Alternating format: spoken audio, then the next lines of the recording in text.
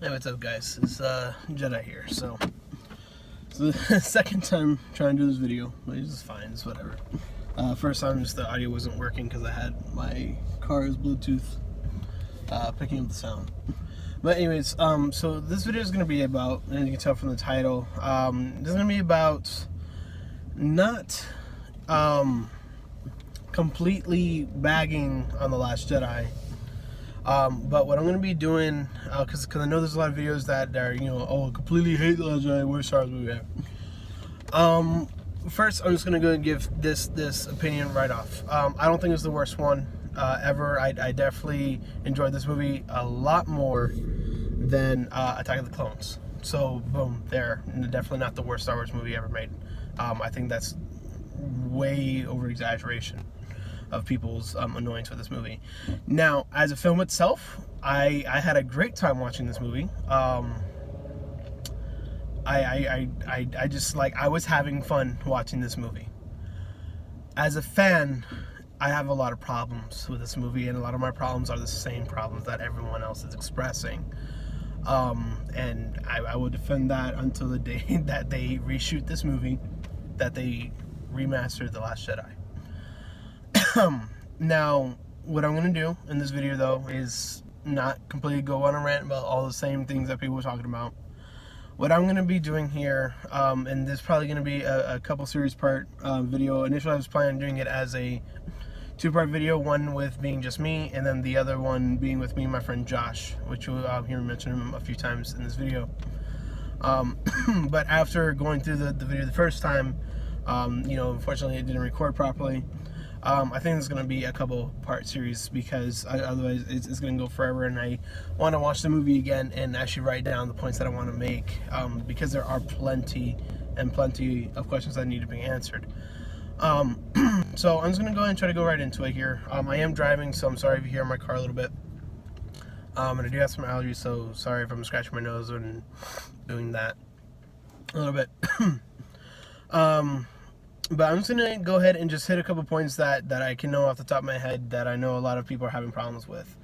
The first one being with some of the comedy in the film. As far, I know a lot of people are like, that part in the beginning with Poe didn't need to be there.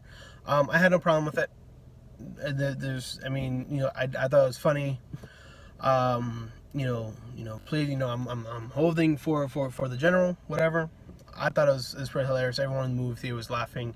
You can have comedy in a Star Wars movie. It's not Saving Private Ryan, World War II. It's Star Wars. There's jokes here and there, and in this movie happened to have some pretty funny jokes. They were more just they were more funny than some of the quick responses of Obi-Wan in the prequels. But that doesn't mean that the jokes were overdone. Just because they were done more and it was more funny than some of the smaller jokes that were there before doesn't mean that they're overdoing the jokes. I had no problem with the jokes in this film. At least for most of them, mainly considering that particular one. This person behind me doesn't have the lights on. Another thing that a lot of people are having a problem with, also kind of in the beginning of the film, is the bomber sequence when the bomb ships were supposed to be dropping the bombs onto the dreadnought to blow it up. So a lot of people are saying, they're in space, how are they dropping bombs? I have three explanations from this. One is a little bit of one that's kind of based in real world, but it's probably the least logical, which is that the dreadnought itself has such a mass, it's so big that it has its own gravitational pull. I don't believe this one, because even though it is one of the biggest ships we've seen from the First Order and or Empire, or just in Star Wars in general, that ship is not nearly big enough on a scale of being planet size. If anything, the Death Star would have its own gravitational pull, simply from its mass alone, clearly circular based because it was a freaking planet. But this dreadnought would have not that big of a mass to be able to warrant that, because if you were to have the dreadnought compared to the Death Star, it's only going to be maybe I don't know. I don't know the math on it. I'd probably say like 1/20th to 1/50th of the size of the Death Star, and the Death Star is only the size of a small moon. So, no, I don't think that would be the case. The second, which is one of the more believable options I have for that, is that the ships, they do have artificial gravity in them, which is why Rose's sister, who was in there, she fell off the ladder, which is why the Control had to fall off the ladder so she could catch it. You know, they have their own gravitational pull, which is, you know, it's a stable. That doesn't really need explaining. That doesn't need to be shown on screen because it is on screen. If that makes sense. Probably doesn't, but that's something that we just know. Because, you know, George Lucas just was like, hey, we're not going to really bother explaining that. It can be assumed in a sci-fi universe that there's artificial gravity on ships. So if the bombs are in the ship that has artificial gravity pulling them down in that direction, even if they're in space, they will carry that momentum down.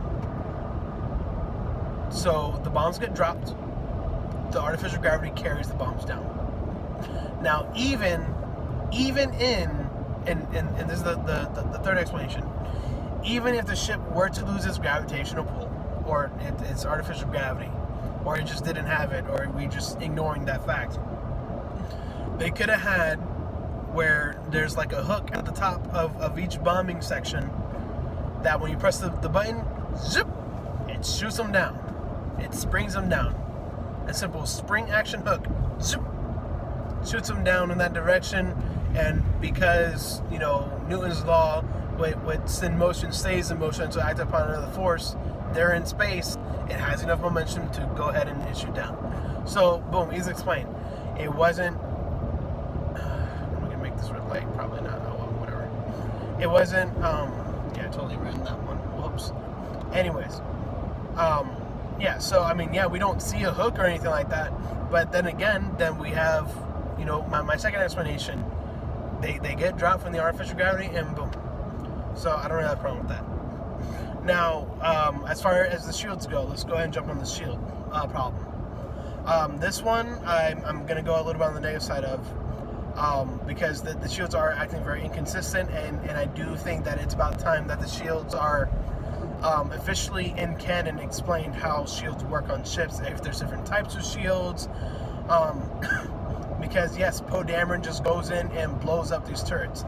So is it that there's the ship and then there's the bubble of shield around it, and of course, you know, maybe it's not just one full encompassing bubble, but it's like a bubble that has to be controlled. That's why they're like, turn on the rear deflectors, you know, or put all shields to front, or put all shields to rear. You know, so, okay, so maybe some ships have a full bubble, some don't, or they need stronger shield in one area, so they gotta transfer all the shield energy to one side. Cool. So, what I want to know is, if that's the case, okay, fine, but that needs to be explained to us. We need to know, because this movie did heavily rely on shields. I think, to me, this is the first time that I'm actually seeing the shields being hit. Because in every other Star Wars movie, including like the original trilogy and everything, I'm seeing things get hit, sparks are flying, looks like the sparks are coming right off the ship, and the ship's taking damage, but it just keeps going. Particularly the Millennium Falcon. That ship gets hit all the time in the original trilogy by TIE fighters, and you know, and the ship's shaking it and everything, so it's making some kind of contact. You know, the ship's taking some kind of damage, but because plot armor, it's surviving, and that plot armor is supposed to be the shields. Okay, so why don't we see the shield, you know, getting hit? Why is the ship getting hit and we're just, you know, saying, oh, well, the shields are keeping it intact? Is it a shield that's like a cat suit onto the ship? Is there like a brand of shield that can do it like that also the Star Destroyers have? Because Poe flew right through that shield, if that's the case. Or like, because I think some people are trying to make the argument, oh, well it's a bubble shield. Ships can go through it, but anything that's, you know, going faster than, you know, the speed, you know, like a laser, gets stopped by it. Okay, I mean, I can believe that, because I mean, the Baydor shields, like in Battlefront 2, you can fly through those, but you can't shoot through them. So okay, That's fine. So is that how it works? Like what kind of shields are we going here with? I just need some continuity on that. Not every ship has to have the same kind of shields. I can believe that there's different types of shields that perform different functions. I'm totally on board for that, but that needs to be explained because this movie relied so heavily on the shields. You know, because they're constantly shooting at them, and by heavily, I'm not saying like it's an entire plot point. What I'm saying is that we actually physically see those shields in action here, and it's not just like, oh, you know, it's taking some damage, it's just not blowing up. So that's the shield thing, and me and Josh probably touch on that a little bit more later when I do the second part for this. So we'll get about I'll go probably another 5 minutes. We'll go ahead and hit one more point. One of the points that I do really want to mention, it's kind of a big one too. So the part where Yoda shoots lightning down from the sky and blows up the tree, or guy's on fire, whatever. A lot of people are saying, how in the heck can Yoda do that when the Force, like how? He's one with the Force. He was one of the most powerful Jedi, one of the most in-tune Jedi that ever lived within the recent Star Wars millennia. The question that we should be asking is, why shouldn't he be able to do that? Why aren't other people who have been one with the Force able to do that? He was so in tune with the Force, and then take Ben Kenobi's line, for instance, strike me down now, Vader, and I'll become more powerful than you can ever imagine. He's talking about becoming one with the Force. So if the Force is something that lives, or that exists, in all living beings, and we can include or disclude midichlorians at this point. I have my own opinions on that. We'll touch on it a little bit later. But if it's something that's known, the Force is something that's in all living things, that surrounds us and binds us. It's in the planet. It's on the island. The island that they're on is a very Force sensitive place, apparently. Then why is it so hard to believe that Yoda can summon Force lightning from the sky and strike the tree? For me, I wouldn't have even been surprised if Yoda shot it out of his hand himself. He's one with the Force, and the Force is a entity that is in a way physically present in this universe. The Force flows through it, through the Jedi, or through who has the will to wield it. So I don't see what the problem is with that. Why people are like, oh, blah, blah, blah, blah, blah. No, that doesn't make sense,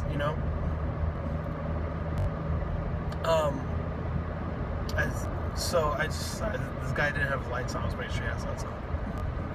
But yeah, so that's one nitpick that doesn't really float well, because there's not a reason why you shouldn't be able to do that.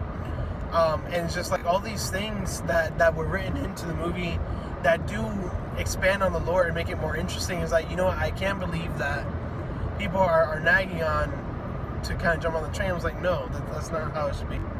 I got another minute and a half here. I'll go ahead and make one more point. What's another point I wanted to make? Let's go ahead with Leia. Leia and her Superman moment. This is a moment I did enjoy in the film, but there's a couple of reasons why I think it shouldn't have been in there. But this is one thing that they could have fixed, and I think it's good that I'm going here, because I was saying I did want to talk about how certain things could be fixed in this movie. and like I said, when I have my friend Josh here, we're pretty much going to give you a rundown of how the film should have been written.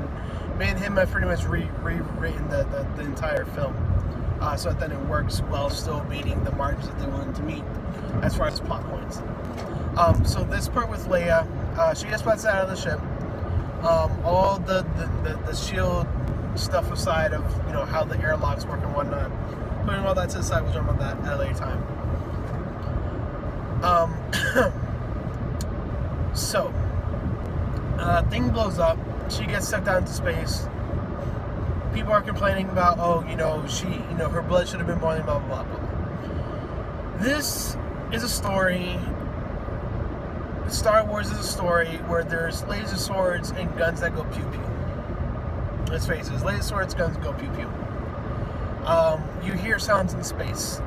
And just touching that real quick, this is in a galaxy far, far away a long, long time ago. If we're going to go with the Big Bang Theory, if we really wanted like a real world example, we could say that the universe, the universe, a long, long time ago in a galaxy far, far away, was a lot more like physically condensed than what it is now, and perhaps there were still gases in space, so a la, sound can travel. Putting that aside, laser swords, guns go pew pew. So her blood doesn't boil. Okay, that's fine. We don't, need that. We don't need, it's a science fiction movie. It's more fiction than science. So, saying that, yes, it's very cold in space. She begins to freeze. I personally don't know the exact, how long it takes to freeze in space. But Leia is force sensitive. We know this from Expanded Universe. We know this from canon, from the Expanded Universe lore that they decided to keep canon. She's force sensitive. We all know that. This movie takes place how many years? I think it's 30 years. Maybe it's 31 now. 30 to, whatever years after the events of Episode 6. That's 30 years that Leia has known that she's force sensitive. You mean to tell me that she never experimented with this? She is the daughter of Anakin Skywalker. And I know they're trying to, take out bloodlines and, biology out of, Star Wars right now. But the fact of the matter is, she's the daughter of one of the most powerful force-sensitive people in the galaxy, and sister to an even more powerful being. That's what the Force. So you mean tell me in those 30 years, she never experimented with the Force, and in a dire situation like that, the Force wasn't willing for her to be alive, and she didn't let the Force flow through her? I mean, yeah, I get it. She's freezing in space, and yeah, I get it. Carrie Fisher herself has passed on, and that would have been, kind of an acceptable moment. We'll talk about that later, for her to have passed. As far as the movies go, to go ahead and write her out of the movie. But people are complaining about it like it's such a stupid moment. When I saw that scene, I was like, oh my god, like they're actually addressing the fact that she's force sensitive. Holy crap, this is such a huge moment. That's how it was for me the first time I saw it, and then the second time I saw it, I was like, yeah, it is a little, kind of cheesy and kind of cheating here. But the moment was still impactful. It was saying what it meant to say. But again, I don't really care for the way that they did it. And I am on board with you guys. I know this video is getting a little long. I'm trying to close this up as soon as possible. Now, how they could have fixed it. What they could have done was go ahead and this would be good because of real events that are happening with Carrie Fisher, and also would have put a little bit more dramatic thing into the movie. Have Carrie Fisher go ahead, maybe make the Superman moment a little bit less Superman, but have her come back in, and when she gets back in, she stays in that comatose state for the rest of the movie, and she does eventually die. Now, what I wanted, or what I want now, or what have, you get the point, would have been for her to be in that comatose state, in the healing pod, whatever, and, some time passes, and then we go ahead to the scene where Kylo and Rey just finished being the Red Guard, Royal Guards, whatever, and Kylo is saying, okay, now go ahead and join me. And Rey's like, don't do this. This is a stupid move. She's pretty much being, the audience like, really, you're still gonna try to do this? And at that moment, Kylo senses that his mother is still alive, just barely. And we have Leia there in the pod, and Sona comes to her state. She says, and she actually speaks it with her mouth, but using the Force, she tells Kylo, this needs to stop, or just something to that extent, like, Kylo, I'm still here, not all hope is lost, Snoke is dead, let's just say Leia, or somehow either Leia knows Snoke is dead, or whatever, It's the Force. It's all the Force. The Force. They're making the Force a lot bigger than what it used to be, and I'm totally down for that. I appreciate that. That's what it should have been. So Leia's like, Kylo, I'm still here. I forgive you. Blah blah blah blah blah. Please don't. And then Kylo's like, wow, I thought my mom was dead. I feel horrible for my dad dying. Snoke is now dead. I have no motivation to continue down with this past. And for Kylo being the one to say, let go of your past, why is he now, like 3 seconds later, saying, oh, well, still let me blow up, your ships? Like, why? Why? Call off, the attack and be like, look, Snoke's dead. We have a change of plans. And then, all right. No, I'm sorry, it's gonna be a little bit longer than anticipated. And then have Snoke be like, have Snoke's body just have been like the embodiment, like the temporary embodiment of a darker evil figure. And I kind of have an idea of who I would like for this to be, but I don't remember the lore behind it. I kind of remember, but I don't remember her name, so I'm not going to go into it. I'm going to go over it with Josh and let him know what I'm thinking, because I just came up with it now. But have it so that then, Snoke was just like the embodiment of a darker, more evil figure, one that's one with the Force on the dark side. And then now he's like, okay. And so now, since the Resistance is already very few and far between, they have some kind of truce, and now the First Order, is under new management. And now Episode 9's hey, we need to go after this entity, because this dark side entity is going to keep finding embodiments to go ahead and become part of our world. And then have that be the thing. And then boom. And then have Leia, pass away, while she's there in the thing. And of course that would have completely, changed a lot of the other stuff, but it would have made a better movie for it. So I'm going to go ahead and stop it here. Been talking a lot and really thirsty. I have this water. Hold on. I'm going to go ahead and run some things by Josh. I'm going to see if I can go see the movie again. I don't know how long it's going to be till I upload the next part of that. Sorry, it just got brighter. But yeah, I'm definitely gonna have him in here with me, and we'll definitely talk some more about it, because we have a lot of ideas that we'd like to present to get this fixed, because right now the state of the Star Wars universe is in great peril right now, and I don't know how they're gonna fix it. I don't know. They should have either just had J.J. Abrams do all three, or at least the first two. Because Rian Johnson, and man, I tried everything to find, to not blame this on just one dude, but he wrote and directed this movie, and he just threw away everything that J.J. Abrams did. And sure, J.J. Abrams' Force Awakens did have some flaws, not denying that, but the Force Awakens, the movie itself, brought up a ton of questions. It set up intentionally set up a bunch of questions that we've been waiting 2 years to have answered, or at least begin to get answers to. And Rian Johnson's answer to it was literally stabbing it in the side. Who's Snoke? What did Rey have in her visions? Who's Rey's actual parents? I don't think they're nobodies. Now, again, I'm totally down for them changing the idea to the Force to willpower, or whoever believes in the Force can use it and whatnot. I'm totally down for that, because that's how I felt it always should have been. It should have never been about midichlorian stuff, and if you want to have your midichlorian cake and eat it too, this is how you would do it. The Force resides in all living things. People who have a high midichlorian count are more sensitive to it, but someone who is more true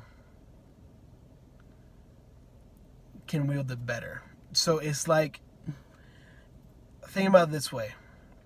You can have all the best gaming gear. You can have, the glasses, you can have the gaming chair, you can have the most expensive headsets, you can have a SCUF controller, you can have a gaming monitor, you can have all this stuff. But if you suck at playing Battlefield, you suck at playing Call of Duty, you suck at just playing any other games or whatever, you're gonna get bested every time.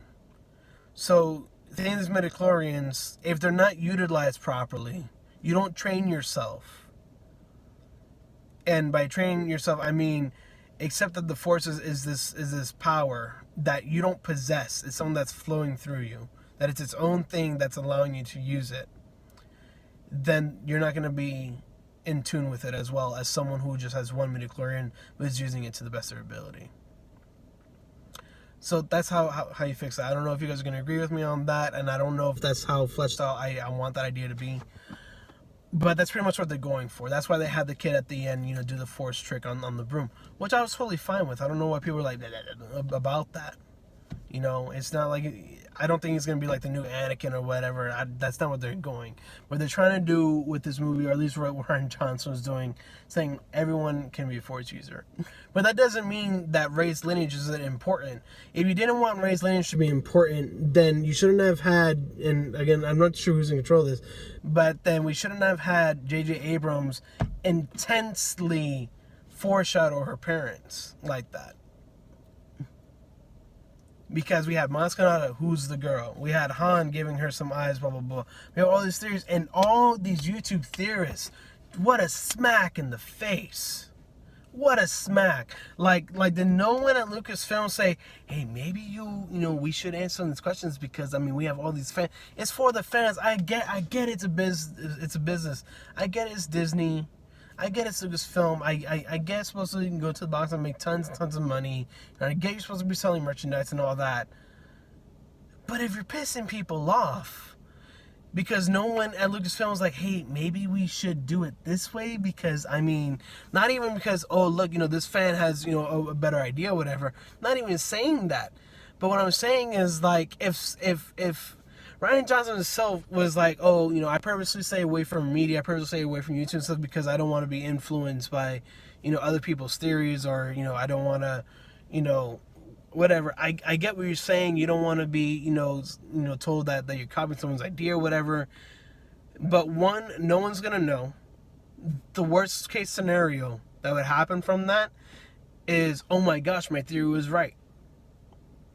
They're not gonna be like, oh, Rian Johnson must have seen my video and was like, blah, blah, blah. No, it wouldn't have gone like that. But here's the thing. If, and I don't know, maybe he has something else written, and then maybe something, he heard about, was like, oh man, now I gotta rewrite this. I don't think that's the case. But if it was, like, just do your thing, dude. Like you can't just say, oh, I'm gonna write this really stupid, like, in a way that doesn't make sense, because, every way that this could go that does make sense has already been, like, predicted on YouTube, or on Reddit, whatever, on social media. It's already been predicted, so I can't do that. And I hope to God that's not the case, but at the same time, it's like, then what other explanation is it for all this poor writing? But anyways, I'm gonna go ahead and leave it there. I'm going almost on 30 minutes, 15 minutes more than I was initially thinking, so I will see you guys on the next one.